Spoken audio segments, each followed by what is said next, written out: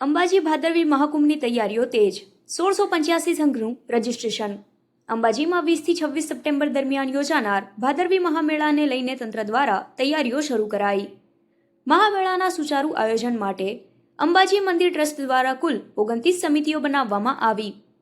ભાદરવી પૂનમિયા સેવા સંઘની બેઠકમાં ગુજરાતભરના સંઘોના પ્રતિનિધિઓ જોડાયા. આ વર્ષે કુલ 1685 પદયાત્રી સંઘનું રજીસ્ટ્રેશન થયું, જ્યારે ગત વર્ષે 1585 સંઘ નોંધાયા હતા.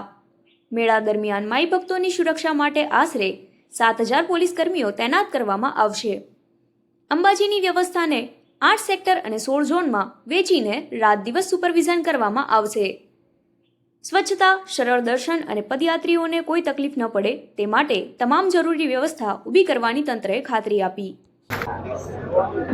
દર વર્ષે લાખો માઈ ભક્તો જેની રાહ જોઈ રહ્યા હોય છે તે ભાદરવી પૂનમ મહામેળો 2026 આગામી સપ્ટેમ્બર મહિનાની 20મી તારીખથી શરૂ થવાનો છે. ત્યારે આ ભાદરવી પૂનમ મહામેળાનો જે અભિન્ન અંગ કહેવાય તે સૌ પગપાળા સંઘ સાથે અને ભાદરવી પૂનમિયા સંઘ સેવા ટ્રસ્ટની આજે મિટિંગ યોજાઈ હતી. 1600 કરતાં પણ વધારે પગપાળા સંઘો આ ટ્રસ્ટ સાથે જોડાયેલા છે. આ પગપાળા સંઘોને મહામેળા દરમિયાન કઈ કઈ બાબતોનું ધ્યાન રાખવું હોય તેની માહિતી આજે આપવામાં આવી. સાથે સાથે તેમના જે પણ પ્રશ્નો છે, તેમની જે રજૂઆતો છે તે પણ આજે સાંભળવામાં આવી અને આગામી સમયમાં જિલ્લા વહીવટીતંત્ર દ્વારા તથા અંબાજી ટ્રસ્ટ દ્વારા આ જે પ્રશ્નો છે એનું સુખદ સમાધાન આવે તેવા પણ પ્રયત્નો કરવામાં આવશે. સાથે સાથે ભાદરવી પૂનમ મહામેળાની તૈયારી હાલમાં જિલ્લા વહીવટીતંત્ર દ્વારા ચાલી રહી છે.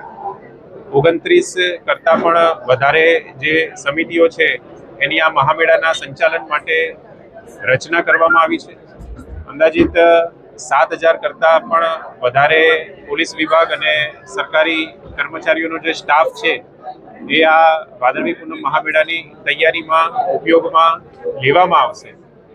ખાસ કરીને જ્યારે અંબાજીમાં હાલમાં શક્તિ કોરિડોરનું કામ ચાલી રહ્યું છે ત્યારે ઘણા બધા રસ્તાઓ છે, ઘણી બધી જે જગ્યાઓ છે તેમાં આ કામ ચાલુ હોવાના કારણે સીમિત જગ્યાઓ આ વર્ષે ઉપલબ્ધ છે.